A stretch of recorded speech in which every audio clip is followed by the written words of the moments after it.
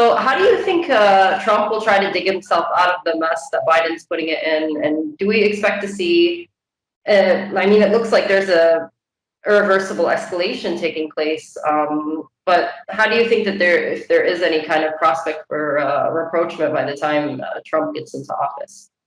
Well, the simple answer is, I don't know. I mean, that's very complex on the one hand. On the other hand, this is the only truthful answer you can get because Trump is somewhat, for me, is kind of unpredictable person. Well, he obviously knows how to make deals, okay, but you never know what Trump he has in his pocket. Meaning that sounds interesting in a word playing, but Russia has a hope. I won't say it's expectations. So we're past that stage when we had a lot of expectations, but now it's more about hope. And he claimed multiple times that he wants to set up certain, peace negotiations. And we all know that the situation in Ukraine could be only resolved if the United States actually removes its efforts to escalate the possibility of the World War III. But now it doesn't look like it. And don't forget, Trump today is in the office and he has a lot of opportunities to actually already do something to de-escalate the conflict, but he doesn't, push that very much. We hear words, but we don't see the actions, which means that hopefully they will stop. Recently I talked to one Western journalist, and she asked me, like, why Russians are so slow in terms of responding to the crossing of the red lines. Well, you saw the response recently, and I told her that we might be very, very patient people. However, the moment will come, and the moment came, and we demonstrated quite directly that we are getting very serious here, and all patience has a limit, and we have our limits as well. So I hope that the Biden's team is going to stop playing their games, because what we see now, it's not so much, believe it or not, against Russia. It's more now against Trump. So they're trying to get the satisfaction of their certain revenge they're doing without even thinking of the outcomes and what could really happen with their escalating the conflict. So have a hope with Trump, but it doesn't mean that it's necessarily expectations. Exactly, and you alluded to kind of Trump's unpredictability, which is definitely true because even though he might have a refreshing approach towards Russia, he is part of a system, first of all, that's overall kind of vested in escalation. And he hasn't really hidden that he has a more confrontational approach against, other rising powers in the world like China, North Korea, and Iran, which all have good security and defense relationships bilaterally and kind of growing cooperation with Russia. So I also fear that while, like, even if we assume the best in his de-escalation with Russia, it might be a little concerning how he really wants to go head on and kind of escalating everywhere else. Will that also pose more headaches to Russia, you think? Well, here's the deal. I would put a great hope today in BRICS countries that by forming the union, they actually have a great power all over the world. And I do myself personally invest my hopes in BRICS. So it's all about checks and balances. It's all about multipolar world.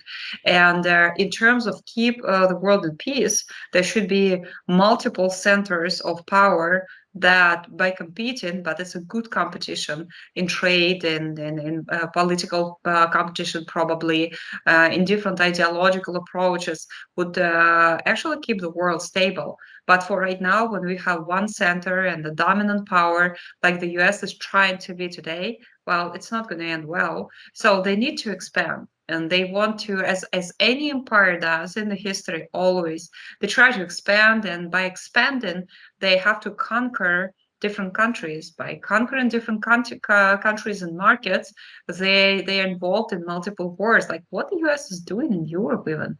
What do they do in Yeah, the Middle East? What do they do in China? It's not their business. That they have their own land, they have their own population and economy, but they're trying to bring themselves everywhere. They failed in Afghanistan, they failed in Syria, but it's not enough. They still want many people dying so they can earn more and more money for their military industrial complex. Well, it doesn't look exactly. for me very good. And I have a great hope that by empowering BRICS, that could actually form a just balance and keep the world stable. That's my biggest hope. I don't believe that the US is going to push back by themselves. They have to be pushed back. That's the difference. Exactly. Exactly. I believe that 100%. That's why the only thing that we've seen that counters kind of this destructive hegemony that the US has been resistance historically. You know, Russia's resistance, the resistance axis in the Middle East's resistance. These have been the only things that have really kind of reversed the course. And BRICS is a sort of kind of economic and diplomatic resistance in that sense too. And that's the only thing that really has been pushing the US back on its rampage globally. So also, like, as we've seen from the beginning of the special operation, we see that the US doesn't even really seem to distinguish between just random citizens and the Russian government, which it also has made an enemy out of for literally no reason. So we've heard that Russians have had bank accounts closed in Western countries for no reason. So isn't this a clear punishment, a collective punishment that's a violation of the Geneva Accords? So after what we're seeing around the world, do human rights even matter to the West anymore, and to the US Well, especially? it actually means Nazism. That's how it's called.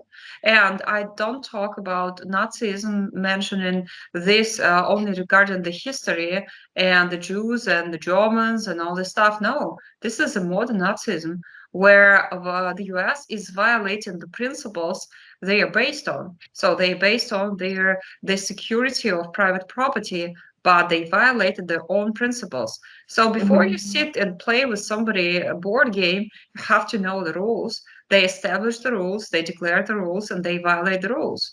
So it means the emperor has the power to do anything he wants, and that's not the right approach. Well, it used to be in the monarchy time when a monarch would justify any decision by saying, I am the law, and I was chosen by God to enforce my will, even if this will is against the law. But it was hundreds and thousands years ago. So, in Mhm. terms of policy issues, in terms of approaching political standards that push in the world ages back. So, actually, the whole idea of having a law system, having laws in the country, and having international laws was a big improvement for the whole world. So we sat on the table and we agreed, here are the rules, here's the board game. But now they messed up it. And what I see today, their approach to the human rights is completely a nonsense. It doesn't exist anymore. The United Nations, pardon me, but they do nothing. Whatever is going on in the world, they're just talking and they take any position that the US tells them to do. I have been talking to many people from France, from Germany, from Italy. Many of them moved to Russia because they do not see any opportunities for them and their families to be safe and secure in their own native countries. This is sad because originally these countries were formed and they formed, I mean, European countries, first of all, their actual law system and the balance system, but now it's just gone, and we have to start from scratch. Do you believe? Do you remember probably that there was an attempt before the Second World War to establish the League of Nations, or the Nations League, whatever you call it in English, and it failed. It failed exactly because of this reason, because some countries who agreed at first, then said, well, we're not going to follow this agreement. Well, if you don't follow this agreement, we don't do it too. If we don't do it, then the whole world becomes a mess. So the only thing that I see now is the US is trying to push the whole world to a whole mess. Well, they benefit from it. They benefit by earning, and they earn a lot of money on the selling guns and arms, and they're trying to establish their ammunition system in Europe. So they want to sell their ammunition, and then well, the weapons, and then they will sell ammunition, and it's going to go over and over again. They set up their standards, but to what point? I mean, at what point they're gonna invest in wars? How about invest in peace? And they're Yeah. not interested in investing in peace. I remember when I was living in the United States, I remember the whole world actually celebrates the Sputnik Day. The Sputnik Day is the first time when the USSR launched Sputnik, a satellite, to the open space. And in the US, it's a drama day. It's a tragic day because they were told by their government that they shall expect that the USSR is going to attack them. No, the USSR was bringing human and Sputnik those days into space. So for the human being, and they view it in a different way. So my conclusion is that the truth is in the eyes of the beholder, and the approach to the world is different. If you want to, how about not building walls but building bridges? The US today is building not just walls; it constantly builds weapons. Yeah, exactly. And I think that they don't understand, they don't really have a conception of just the whole win-win cooperation approach that Russia and China champion, where at this point they'd be better off at just kind of abandoning the whole destructive hegemonic approach that they have, and just cooperating based on equitably. Do you think that BRICS, as well as having a kind of an serving an economic alternative to the hegemonic based system, does it also have a component that maybe kind of can serve as an infrastructure to an alternative to the rules based order in kind of a global diplomatic sense? Or right now, is it mostly just limited to kind of an economic union? Well, if it does not, it will, because it's a new system that is in the process of development, and we have a Yeah. great chance here to be all, you, me, and many other people, to be a part of this. So these rules will be set up with us, and we can see the process of forming it, and we can offer suggestions, and that's great. So BRICS is a living organism. If an organism is not developing itself, it's dead. And I view BRICS as an alternative in absolutely economic sense. Today, in the BRICS countries, we have the majority of the population of the world, which is an important point. Some people would say, oh, that's just propaganda. No, it's not. It's real people. People are, well, they are spiritual, they are customers, they are shoppers and buyers, and those people produce goods and do all this stuff. And sometimes I think the US is just living in such a virtual world of their different social network platform that they forgot about people, that people generate economy, people generate the holiness, the religion, and the beauty of the world. People create philosophy, people create history, and they just eliminated a person himself from the picture. Well, it's not going to end well. Yeah, absolutely. Um, so kind of how does Russia, this is a question that kind of came up from someone else in our team. So how does Russia plan to resolve some instances that have come in the public eye of people of Russian descent in some of these other countries? Some that don't have, may or may not have Russian citizenship yet, but there are Russians that face persecution for their political views, or possibly those that are just end up as unlucky scapegoats for the West's new McCarthyist campaign. Well, tell me more about the scapegoats. Well, I know it by Yeah. myself, but my best recommendation to those people would be to move to Russia. That's the Yeah. time to come back. There will be a bit of time when you can go abroad and you study and you live and maybe enjoy, but that's not the time. So they don't hear arguments. The absence of guilt is no longer an argument. The absence of evidence is no longer an argument.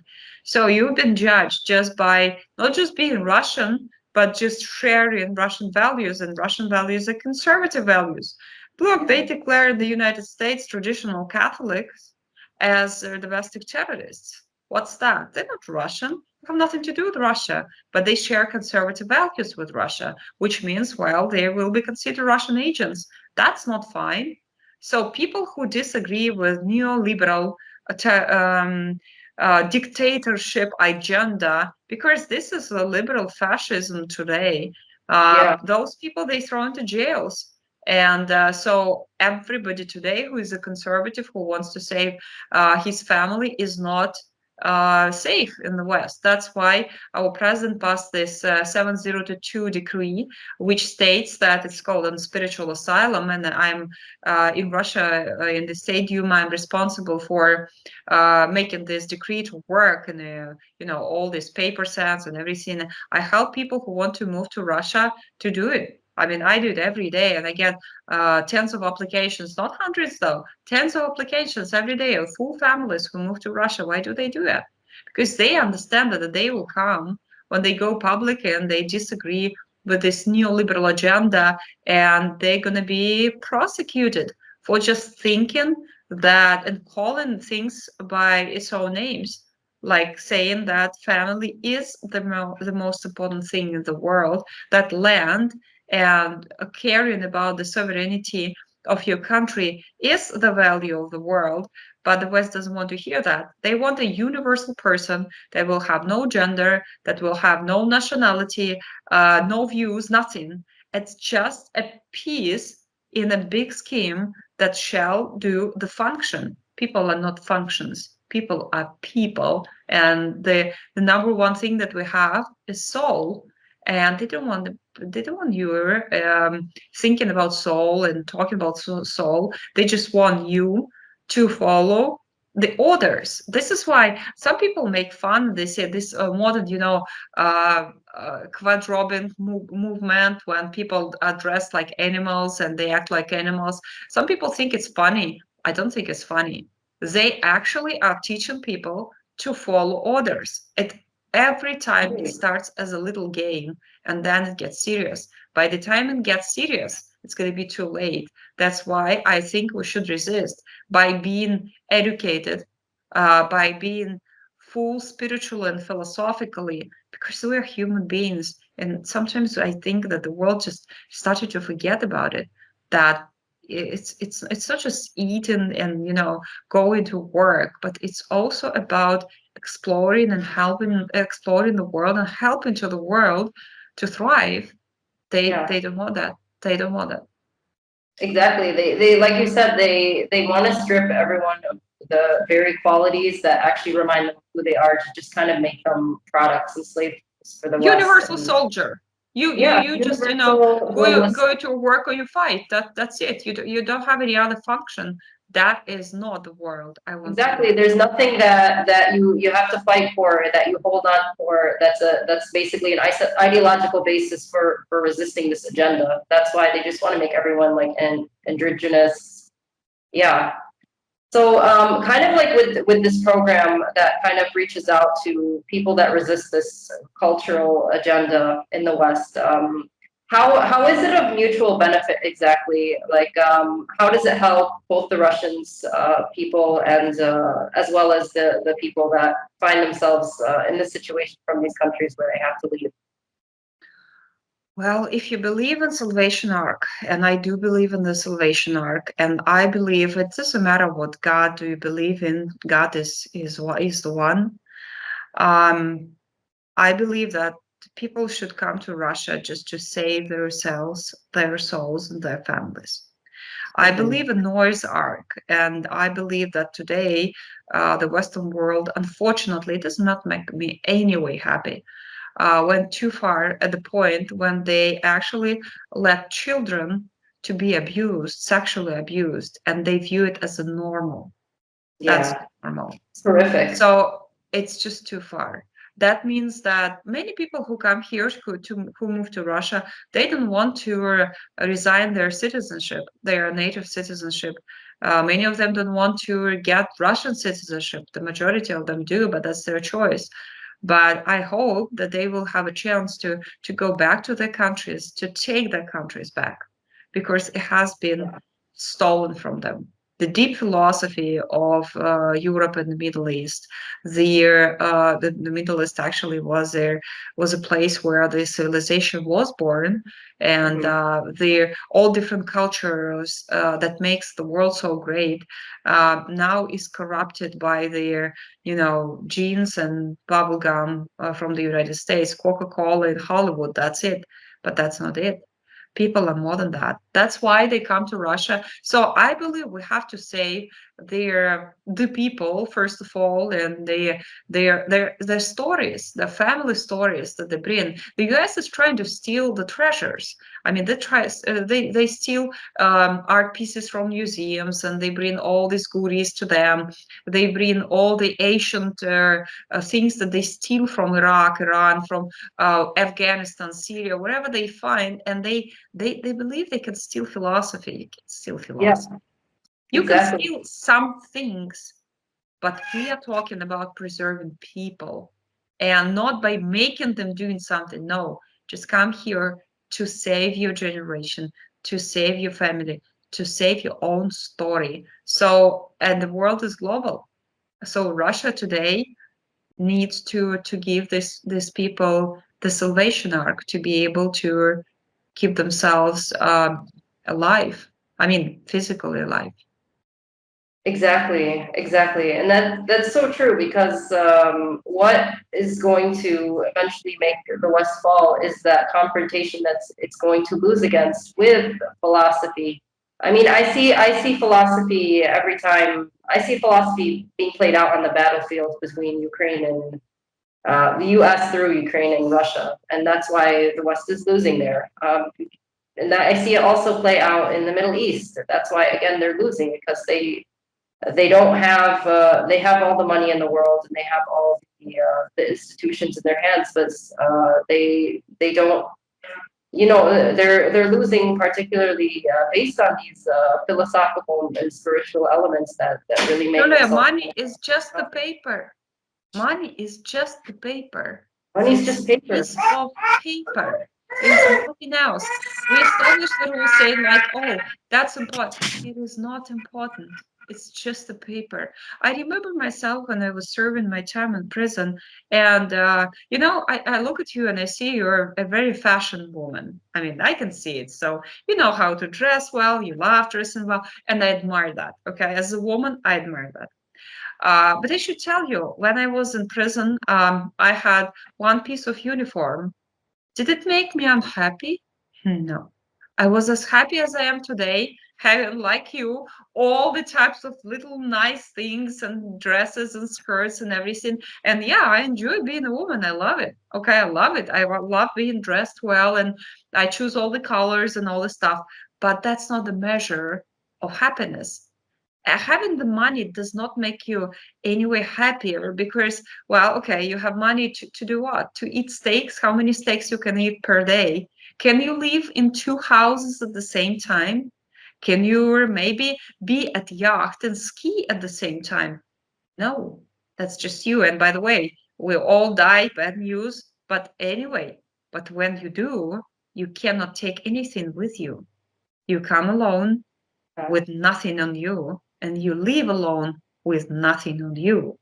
And those people just forgot. They put money on the front, forgetting that money is just an ash.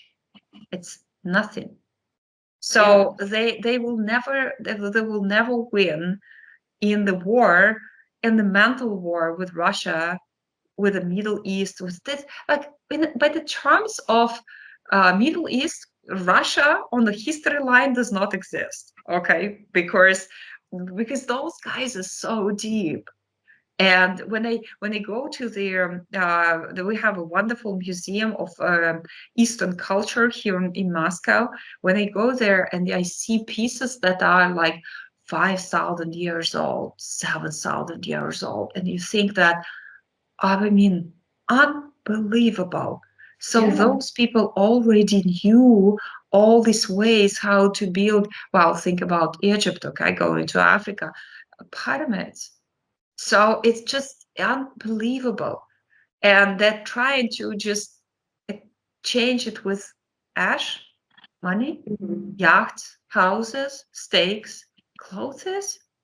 No, I don't take it. Okay, I saw the eternity when I was there in prison. This is the way how I found God, and it's not about things that you have. It's about your relationships with God. That's why when people come here to Russia, they're not looking for Russia. They're not looking for any goodies. They're looking for God. That's what is important. And this is what Russia offers today without any quotas or the necessity to learn Russian language. Though I would recommend to do so because Russian language is beautiful. Yeah, absolutely. Because you were saying that when we die, we don't have these material possessions, but what we do have is our soul. So that's what we have to make sure we save. That this whole world is just a test for that, essentially. Yep. And that's what the major civilized religions believe. So it's just very important that you have powers like Russia, kind of instilling these values, definitely based on that premise. Like that's salvation.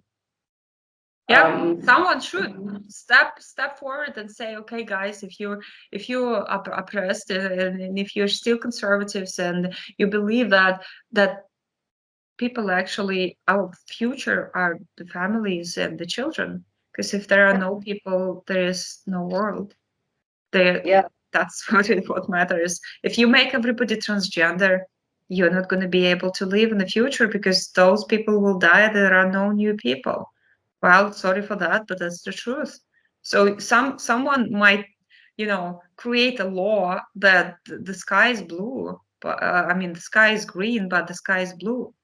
The sky is blue. That's the truth. And somebody, exactly. that reminds me a very old Danish fairy tale on the of the king who had no clothes, and there should be one person who would step forward and say, "But the king is naked. There's nothing on him," and they forgot their own wisdom. I mean, Yeah, that's not their wisdom. That's European though, but they should probably read better books. exactly, exactly. I think that there's this general nihilism, almost like with the way that the West is not only declining, but it wants to really bring down the whole world with it. So that's why you just kind of see this nihilistic destruction in every facet of the culture that it's spreading. The anti-natalism, the the nihilism, that also is in its degenerate culture right now. That's heightening along with its military and economic collapse. Is that also kind of the basis behind Russia's new the anti-child-free law, which is like against this propaganda campaign? Also, an anti-natalist thing that's kind of coming out of the West and the U.S. Just kind of talk about more how that was, how that kind of came into the Russian parliament to be an issue that they resolved. Yeah, and listen, I believe that in the future, if they don't change the attitude, they're gonna lose all the good people. So all the Yeah, good people, because I see every single day, people just write me on my ex. They found me Maria Butina on my ex, and they send me they request that they have money, they have everything. They just want to take their families and come to Russia. And I welcome families coming from to Russia from Canada, France, Italy, United States, Germany, all these countries every single day. They can lose people. Well, but I don't want them to lose. I want the Holy Spirit to win. Bless you. yeah, That's what for me is matter. Okay. So I think it's just, it's gonna end the empire. All the empires fall, and this is the time now for the United States. yeah, absolutely. So just like on a lighter note, as we close off, what's it like working in the smaller, more rural, and more eastern towns, like your hometown, for example? Do people in, in the more rural areas, do they kind of perceive the geopolitical situation the same as people in like the more western parts of the country, or in like St. Petersburg or Moscow? I think what they do. It's very interesting, and this is normal, by the way. The difference between a free person, free by spirit and free by will and free by politics, is a person who is interested in what's going on in the world. If you Yeah, isolate yourself to just, minor things, doesn't make your life better. So what I see and I admire is people even in little villages in Russia they still watch politics and they're still interested what's going on in the world. And you come there and you see they're discussing Biden and Trump campaigns and all. Russians have always been curious because they have good education, they're smart. The literacy level, even in a small village, is extremely high. Every single kid knows to read. That's not the case in the United States, by the way. Not anymore. They have these black ghettos when I know I've been in prison with the kids of those yeah, people who do not speak the language. They don't speak the language, so they grow up, and these are it's ladies wild who to are see. in jails with me, but they have no clue how to read. So education is the key. And since Russians are very well educated, I remember so many Westerners were surprised when they go to the Bolshoi theater and they see Russians in the lines, families with little kids, and they would ask them questions like, "Why would you bring the kid here?" Because the kid will not understand. See, it's not about understanding; it's about absorbing the culture. They would never understand that. Yeah. Meaning they better read books, listen, and take care of their own countries instead of trying to mess up the whole world and putting the whole world back on the history line. Yeah, absolutely. And I did notice that that was definitely the most striking thing for me coming into Russia, is just how cultured and educated everybody was, and how children are just like a natural part of that too. Like there's really culture Yeah, and history in every corner of Russia that you see. they are Yeah. not children. They are little adults. Okay. Yeah. Let me give you an example. I know if you have ever been in Nizhny Novgorod. I just came back from there. If you haven't, I strongly suggest you to do so.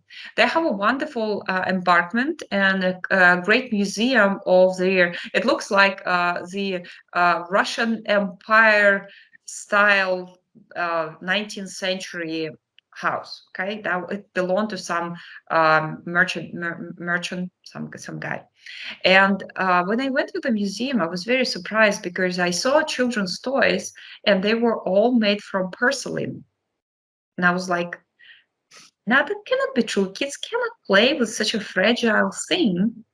I said, no, no, no, they can. And you know what? What is surprising? When we're discovering all the boxes with them, we almost have never found the broken pieces, which Yeah. means they were taught to play carefully, which means don't toy your kids, but treat your kid as a young little adult. This is what I do. I'm a teacher. I am actually teaching students. I am teaching by training. I'm a teacher on my side job, however you call it, but this is my passion. And I don't treat them as infants as they try to treat kids in the United States. They are dummies. Kids are not dummies. They just don't have enough experience. Yes, but their character and the way they absorb the knowledge is evolving extremely interestingly. So how about treating kids as little adults? That's what's going on in Russia. I don't remember my parents playing with me like I'm a little child. No, you have to grow up and you have to become serious, and I think this is a good thing. I'm very proud of my family and my parents for that. Yeah, the problem of infantilization in Western culture and in the US is it's bad. Like not only are little kids infantilized, but also like adults are infantilized. And that's like a big part of the kind of the woke Yep. culture too. Yep. Yeah. And I just wanted to kind of go back to another geopolitical question I was really curious about as your perspective as a Russian in parliament. kind of given the volatility in the Middle East, in our region, in our country right now. I know that Russia, for a long time, they've been really trying to maintain a very peaceful balancing act with all powers and players in the region. But I feel like that's really being challenged. It's really becoming more and more difficult as the situation becomes more violent and more polarized. Do you kind of how does Russia's basically relationship with the Middle East situation evolving? It's more about, believe it or not Russia, but the US is that is backing up Israel. So the US just shall take off the Middle East ground. They shall stop messing up, and Palestine shall be accepted as a state as it was set up by the United Nations. Okay. How about if we set up board and we set up board game, we set up board rules? How about following the rules? Okay. I'm on the justice part. And the actual initial agreement, with all my love to all the nations, was that Palestine and Palestinians are going to get their land. Yes. And so far, they were cheated, horribly cheated. That's why Russia was talking out loud about that in the United Nations and everywhere. Because you guys, you can't forget it, okay? You promised it. You go ahead and do it. That's what I hate the most about the United States, is they do not keep their word. You promise them, and now you mess up with the Middle East without even knowing even a part of the history. Anyone who's going to go deep into history would realize that this is a just deal that was not just promised to stop the conflict, but people actually, when they sat on the table in front of each other, they agreed it to be done. And when the US goes inside and tries to, believe it or not, help to everybody to set up the dangerous situation like they did in Afghanistan sometime, and then we remember the September 11th. So they learn no lesson, no Al-Qaeda lesson, nothing like that. So anyone, I mean, all your actions like that backfire.